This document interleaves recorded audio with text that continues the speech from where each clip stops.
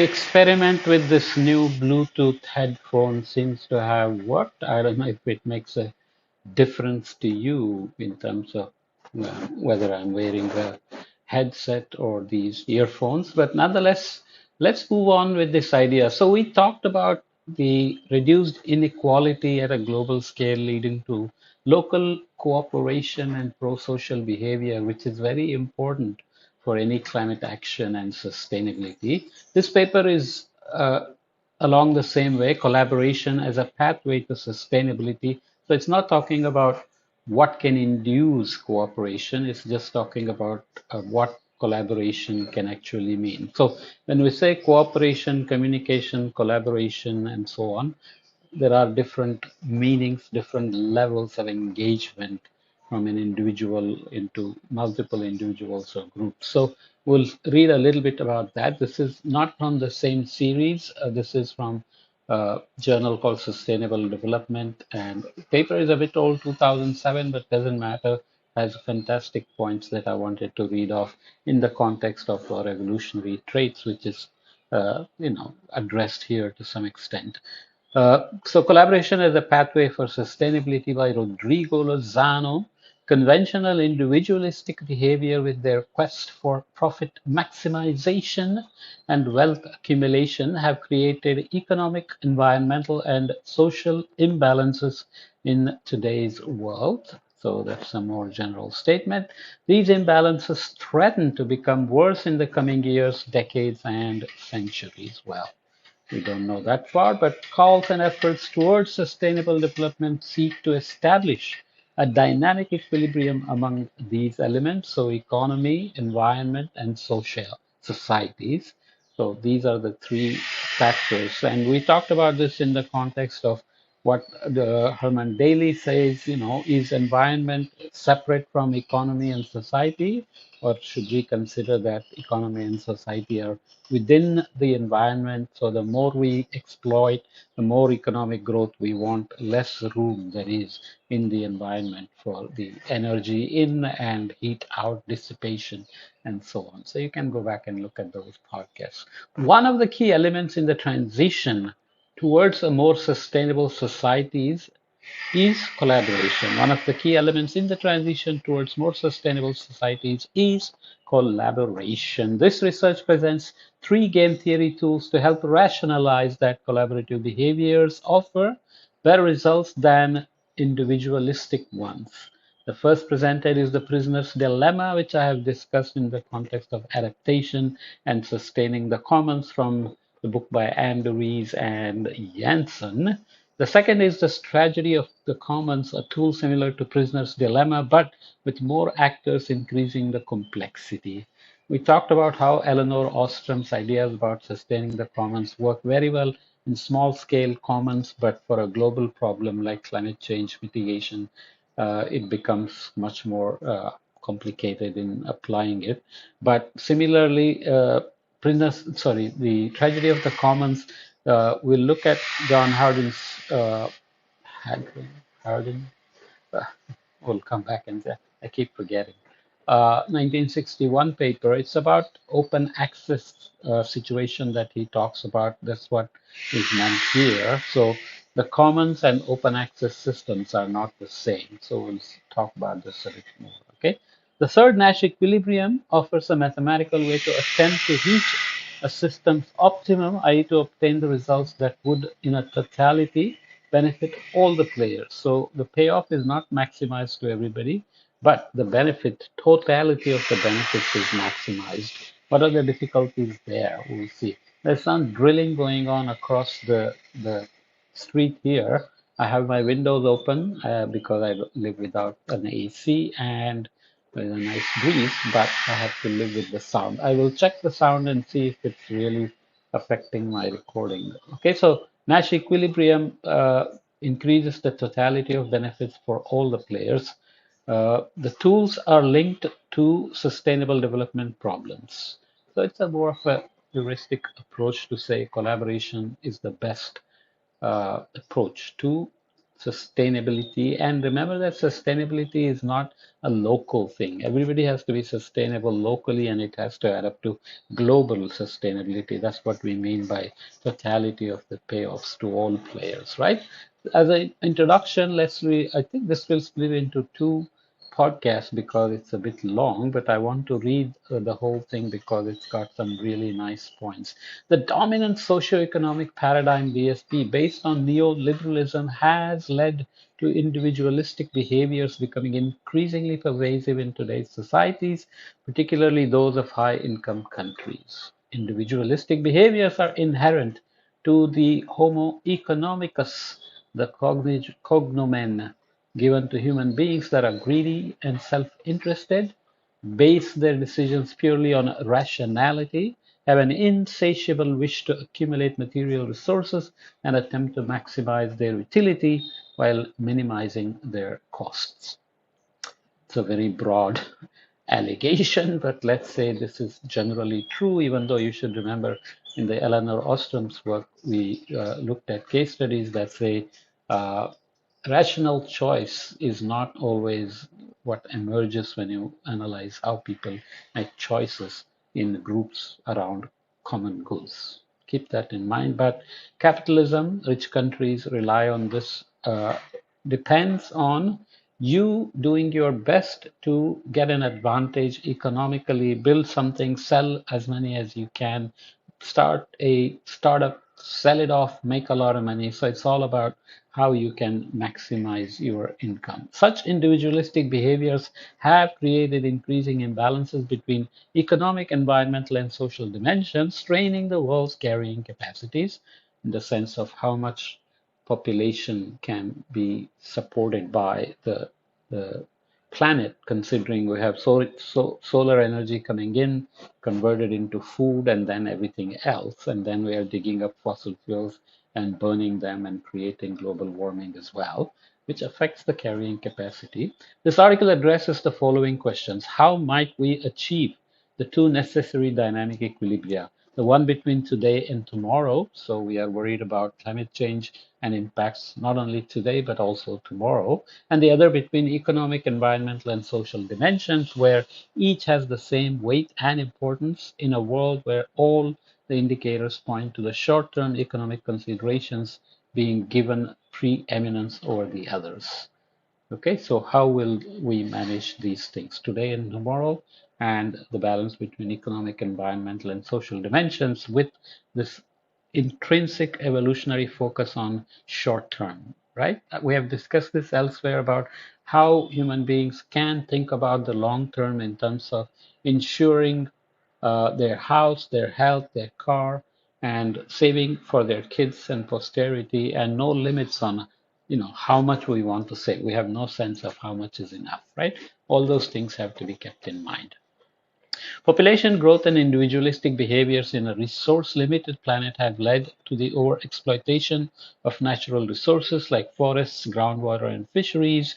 And there is a lot of text here. So the world's life support systems are being stressed to their limits, threatening the world's fragile two-tiered equilibria. The first tier being the equilibrium among economic, environmental, and social aspects, and the second dealing with the interactions of the first tier problem in the longitudinal perspective, i.e., the multiple interactions of the three aspects in the short, long, and longer term. So economic interest is typically short term. Environment has short term and long term outcomes. We can do a deforestation very quickly, but the impacts can last for a long time.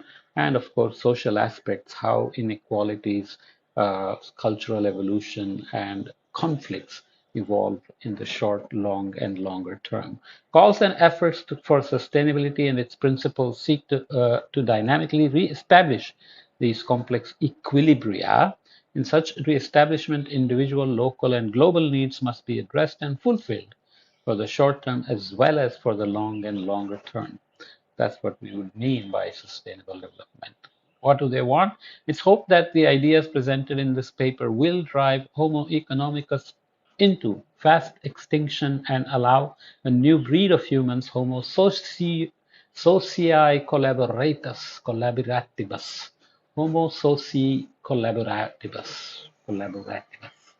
Made up words, but nonetheless, the idea is good that our evolutionary instincts have made us Homo economicus, but that's not going to work for the global common problem we are dealing with in terms of climate change, resource limitations, conflicts, etc. So we need to populate the earth with Homo socii collaborativus, Homo socii collaborativus, there we go, and accelerate the transition towards more sustainable societies, or that the latter would out evolve the former. Okay, so it's not that Homo economicus has to go extinct, but Homo socio-collaborativus can dominate. The Homo socio-collaborativus, in contrast to Homo economicus, would not attempt to maximize their utility at the expense of others based solely on rationality.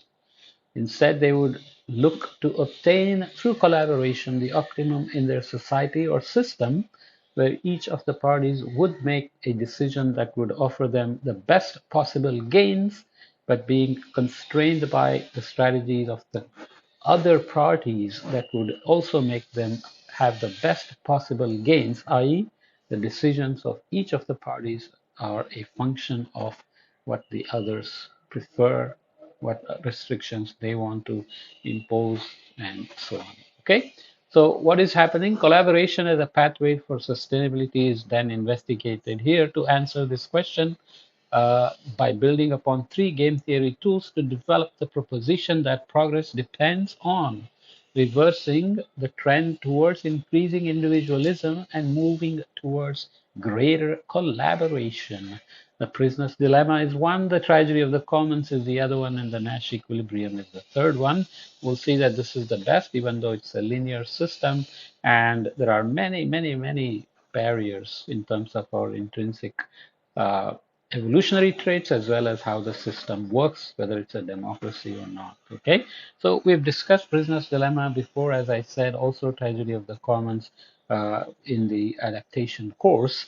Individualistic behaviors would not pose a problem if the population of Homo economicus were small and stable, while resources were infinite and all the resources of the world were allocated by perfect markets. Of course, this doesn't consider the fact that the resources now we are exploiting, like fossil fuels, are causing greenhouse gases to increase and climate to change and creating all sorts of problems. So even if you started with equal incomes and equal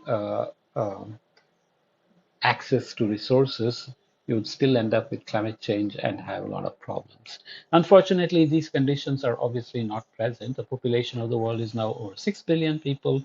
Obviously, by now we have over 8 billion people and growing, with an increasing number of being drawn into consumer society and towards behaviors as Homo economicus. The Earth is virtually as a closed system in regard to matter, since practically nothing enters or leaves it.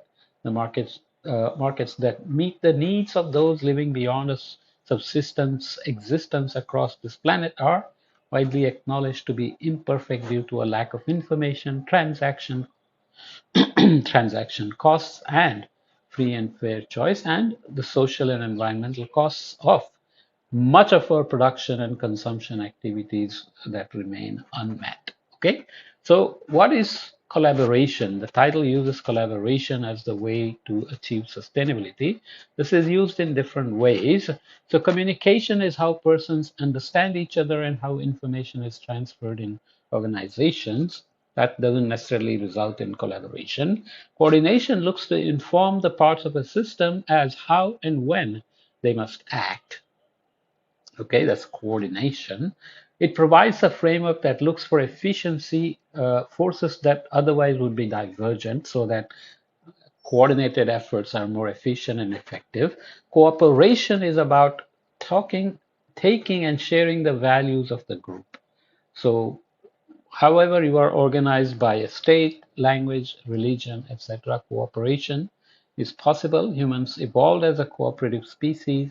There are details on how it happened and whether that will make us better at climate action or not, and so on. It often becomes a socialization exercise and not an increase in performance. Cooperation breaks when one or more players involved perceive that there is nothing to be gained for them. So they will cooperate, whether it's altruism or reciprocal altruism. You may just offer to collaborate without knowing whether you will benefit or not. But after some time, if you realize you're not benefiting, your payoff is not increasing, then you will stop cooperating. On the other hand, collaboration is about using information, divergent insights, and spontaneity to solve problems and develop new understandings or new products. It thrives on differences coming from sparks of dissent. So collaboration looks for problems, gaps in knowledge, gaps in understanding, technology, etc., and tries to fill them and create new knowledge, new understanding, and new products. So collaboration is the broadest in terms of what we need for sustainability, right? The foregoing paragraphs present some of the benefits of collaboration. However, collaboration has inherent difficulties. Janefka mentions two types of difficulty, naming them as costs. The first being the coordination cost, which refer to operational dependence between the activities of the different actors. The second, the vulnerability costs, refer to the risk of safeguarding the important and unique resources. The two costs are complemented with three practical difficulties. So difficulties upon difficulties. Information, referring to whom gets the benefit and the real or hidden agenda. Who gets the benefits and the real or hidden agenda? So elites control many times the information. So it's not just money. Information is power. Information, lack of information can be poverty. Bargaining, how to split the gains. What power do you have to bargain? So that's where the poor being more cooperative and pro-social comes in versus the rich. If rich feel invulnerable, then they don't want to bargain with you. Free riding, those who choose not to participate but still receive the benefits. Every time you have a group working in collaboration, there will be products that will benefit the group, but in the group you typically tend to have free riders. Okay. Another difficulty is when actors with individualistic mindset interact with each other, leading to conflicts arising from incompatible or conflicting needs. This prevents the actors from seeing beyond their personal short-term needs and thinking of the common goal. This is the biggest challenge, right? The question is whether that's an intrinsic evolutionary trait and can we overcome it? Also, as Genevka remarks, collaboration can be held back by coordination problems in complex and interdependent organizations. It should be noted that conflicts are, in many cases, latent, so a trigger can kick it off. They need to be recognized and addressed to ensure that collaboration will yield optimal results. Two types of conflicts can be found: unnecessary and genuine. We all know unnecessary conflicts.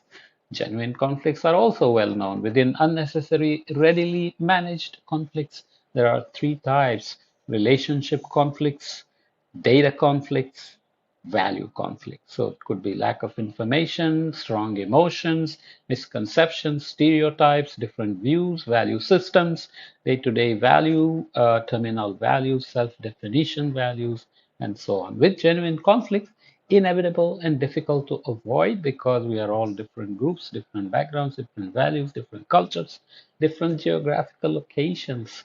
There are two types of genuine conflicts: structural conflicts due to how a situation is set up, role definitions, time constraints, geographical physical relationships, unequal power and authority, and unequal control of resources, and interest conflicts due to substantive, procedural, and psychological issues. How you perceive collaboration and your payoff versus others' benefits can be a serious conflict of interest. Okay. Uh, Maybe let's read this and come back. How long have I gone already? This is already 20 minutes, so let me stop here and we'll come back and continue. You get the idea. In a broader context of other podcasts, we have evolved to be cooperative species, maybe within a group, but we compete with other groups for resources and technologies and plagiarizing knowledge and get better at competing for resources and so on, markets, economic advantage, etc. Here, We are saying cooperation is the most necessary ingredient we need for sustainability. So question is, are we capable of it? And what game theories tell us about this? Okay, so let's come back and continue.